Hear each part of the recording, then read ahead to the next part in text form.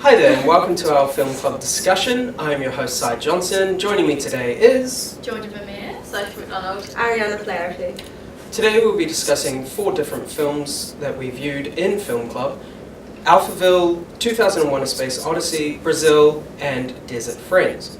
Starting off, we will be talking about Alphaville.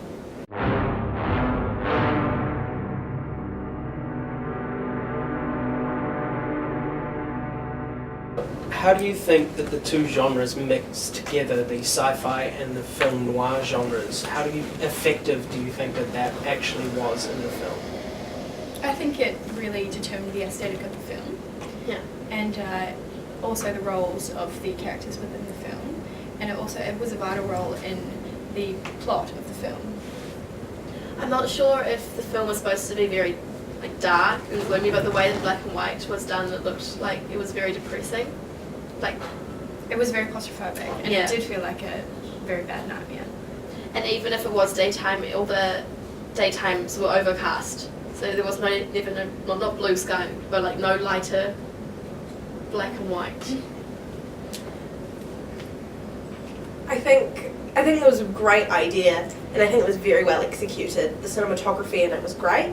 I liked that they showed no aliens, because having no special effects, how do you pull up a science fiction film? Yeah. Science fiction, you think aliens, you think high technology, spaceships, Star Trek, that sort of thing. Well, we do Just now. very futuristic. Very futuristic. So when you hear film noir science fiction, you go, what? But I think they pulled it off very, very well in terms of having the concepts there of science fiction.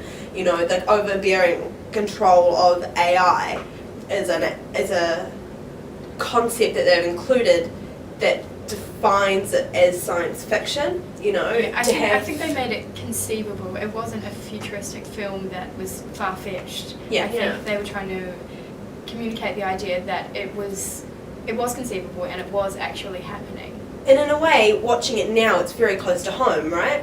Having the technology that's there that controls the humans. Mm-hmm. But now, when in a society, in a world that is so involved in technology and we are consumed by it, do we let the technology we have control us?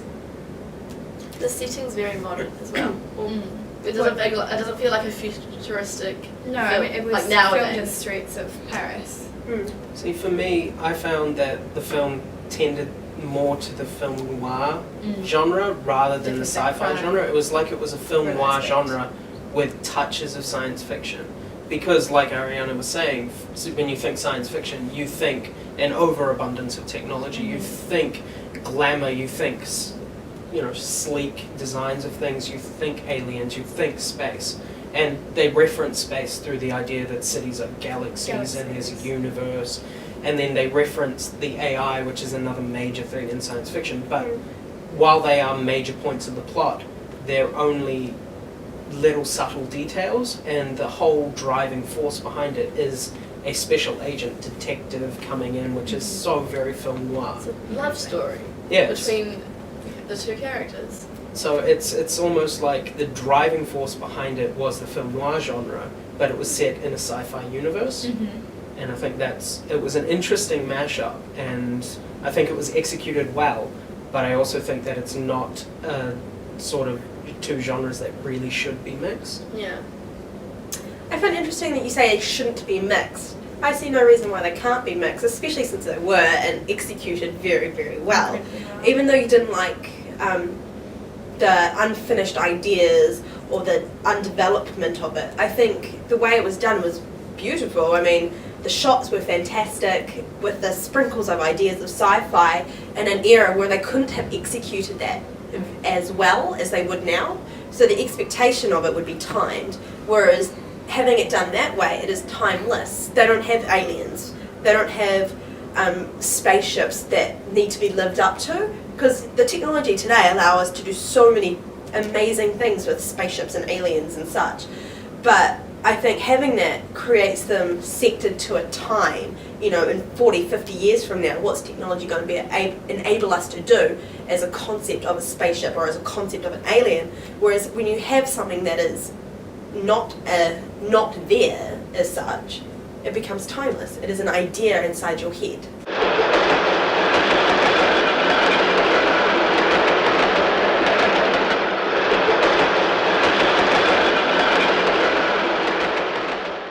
3 weeks ago, the American spacecraft Discovery 1 left on its half-billion-mile voyage to Jupiter. The sixth member of the Discovery crew was the HAL 9000 computer. Everything is going extremely well. One gets the sense that he is capable of emotional responses. Well, hell, I'm dead if I can find anything wrong. No 9000 computer has ever made a mistake or distorted information.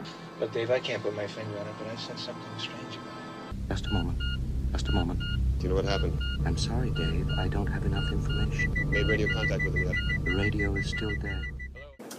Moving now from a film about an advanced computer trying to control humans to an advanced computer trying to kill humans. 2001: A Space Odyssey, a unique film directed by Stanley Kubrick and released in 1968. This film, broken into 4 parts, tracks the progression of humankind from the dawn of civilization with the apes to the barrenness of space, all the way to the mind-bending final act that needs to be experienced. I think there's a lot of fear surrounding technology, especially if you're going back to sort of the 60s and things like that. It was a revolutionary sort of time. But then HAL is basically like Siri nowadays. Like, how long is it going to take until Siri does things on its own? You're made to sympathize with Hal, especially at the end when the human, is actually effectively killing Hal by disengaging all of its different memory cores and things like that. And Well, I mean, it that's sings right. this beautiful song in a very slow, melodic sort of way as it disintegrates into robotic sounding words and then it peters out. Well, that's like with AIs. I mean, now they're just technology, but not too far into the future, they may develop a conscience of their own, and they may have emotions, and they may have a mind of their own, like quite literally. And I mean, that's like Hal. That's like he has. Yeah, And so yeah, it's like he's human. So it's almost unfair that he is being killed. For me personally, I found a lot of the symbolism was circular in nature, and Yeah. it references the track progression of evolution and how we repeat Definitely. history and things like that. I mean, all of the space stations were circular. The It's bone, like when the it's bone. thrown, spins in a circle, and that Very turns iconic. into the spinning of the... Yeah. So there's the transition from from each of the acts or the parts through the film. There's also, it makes the entire film circular.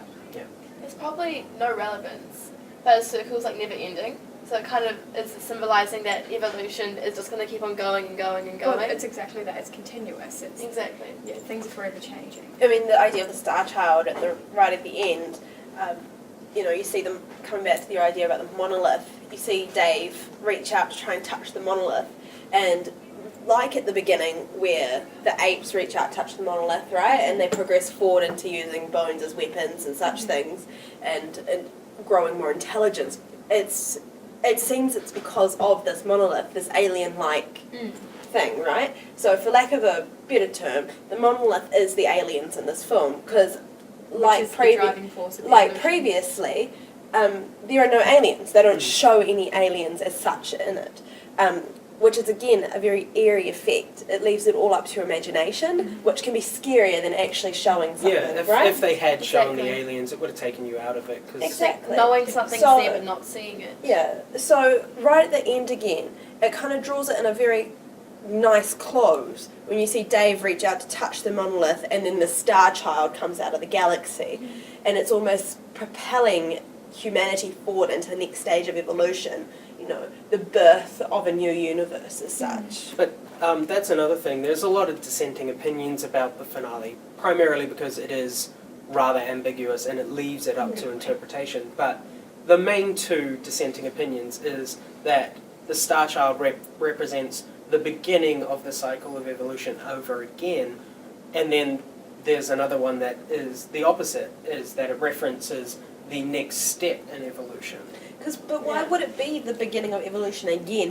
Why would humanity, envelop itself back to the very, very beginning? It can't. It Yeah. physically can't.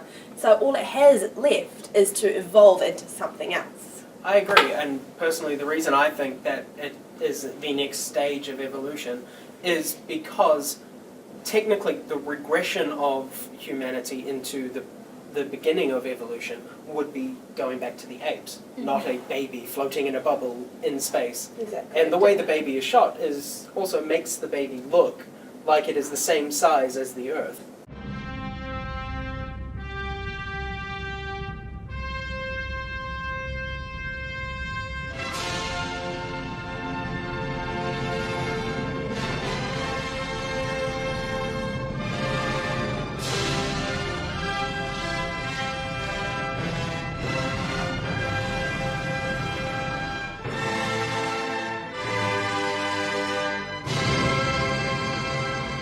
Moving now from a beautiful, picturesque future to a more dystopian view of the future. Brazil, a 1985 film directed by Terry Gilliam and starring Jonathan Pryce.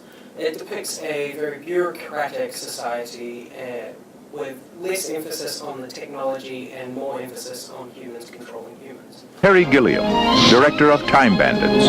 Jonathan Pryce. Sam, what are we going to do with him? Robert De Niro. I came into this game for the action, the excitement. Go anywhere, travel light, get in, get out, wherever there's trouble, a man alone. Katherine Hellman. And Michael Palin. We've always been close, haven't we? Yes, Jack? Until this all blows over, just stay away from me. Brazil.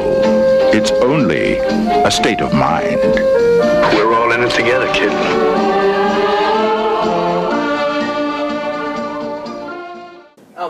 How do you think the film actually relates to modern society? I mean, a lot of what they show in the film is actually relevant today, and in fact is probably more so than it was back then.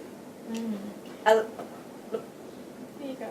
I like the ideas that they have with cosmetic surgery. Yes. Yes. I love the fact that, you know, in the 80s, you get people like Twiggy, the models coming in, and there's this new idea of how women need to be seen as sexual objects, right? Well, there was a whole sexual revolution through the 60s and into the 70s, so women were really coming out. Yeah, and the idea of what they've portrayed in that is really quite funny. They've taken a comedic stance on it, and I really liked the that. acceptance of a complication with a complication where her face is so swollen.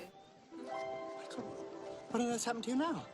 My complication had a little complication. Yeah, and you see that, you know, the degrading of this woman throughout the film where, oh, you know, my bandages will be off soon, but they never come off until finally at the end you see him knock over the coffin and human soup just pours out of this coffin, and I love it.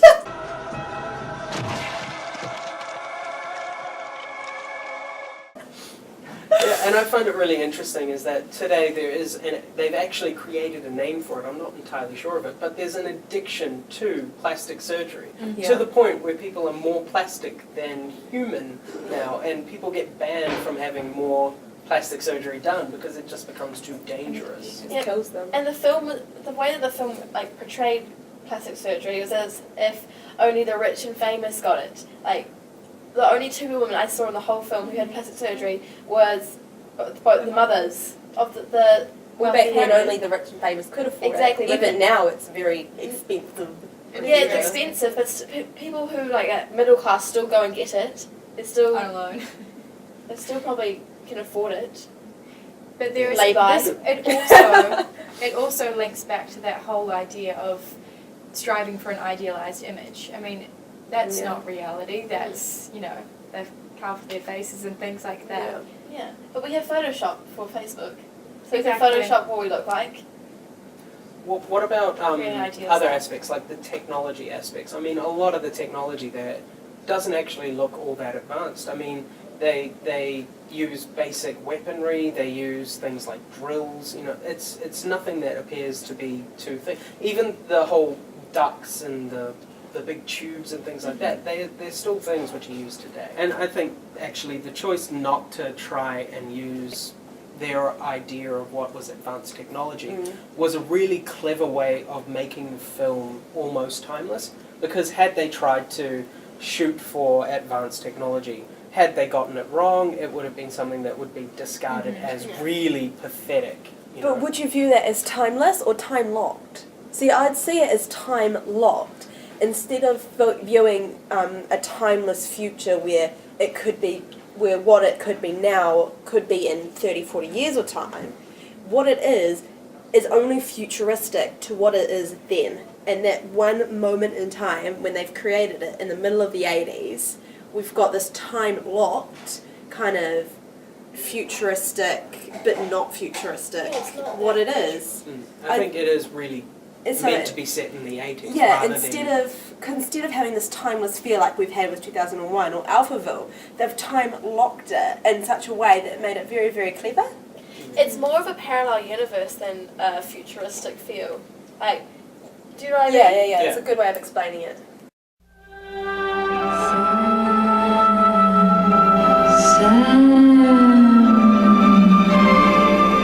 Do you wake from your finest fantasy only to return to your daily nightmare? Mr. Wong! Yes? Is your mother about to look younger than you do? Does the woman of your dreams I love you. In my dreams, I love you. still have a few doubts? Then it's time to take a stand. To break out of your dull, humdrum life and into Brazil. Finally, we move on to Desert Friends, a very first attempt at making an Instagram TV series. Using the new media aspect to film in 15-second bursts, the group of filmmakers have attempted to make a TV series with a coherent narrative about a group of individuals who get warped to a new galaxy and must try and find their way home. And action. Okay, I'm getting you way before that. Okay. Right. What do you guys think about Desert Friends? It was awful. Sucked. It was so bad. Yes, but why? Why was it so bad? Well, normally a movie tries to consume the audience and like the whole audience, like a whole 40 minutes if it's a TV show, 20 minutes, hour and a half, however long it is. But this, with the 15-second bursts, wasn't, it was like, oh, you got into it and then all of a sudden you're taken out and had to load the next one. It wasn't very continuous, but I do feel that that is the way that Instagram distributes their films. So it is a different type of distribution with new media, but I don't think it worked that well. I think that although it was a challenge and it's something that hasn't been done before, this is the first TV series that has been made through Instagram.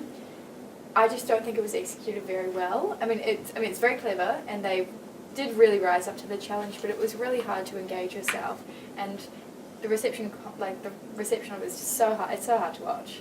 But you sort of, I think with each of the 15 seconds it was too restricting, and I think whatever went into those 15 seconds wasn't as purposeful as it should have been. There wasn't a lot of depth, and I found it really hard to engage myself.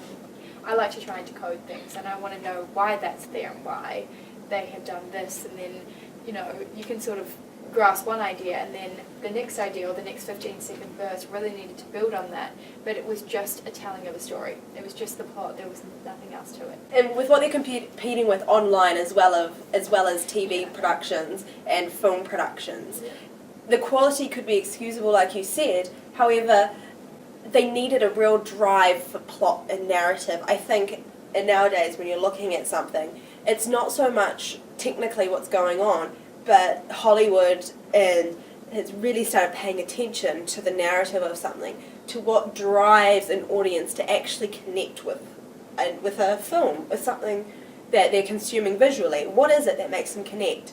And as beautiful as some things can be, like you said about 2001, beautiful, but it was hard to connect to. Yeah. To me it wasn't memorable. I didn't take anything from it. Yeah.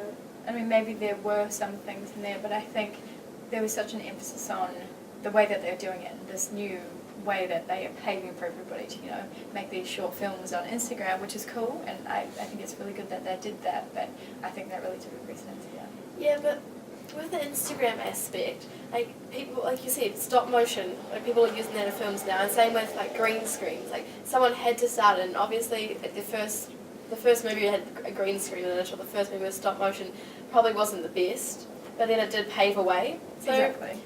people might watch the Instagram film and be like, oh, this is awful. Like I think it's awful, and be like, oh, we can make one better. But it does And open up try the possibility. to- Exactly.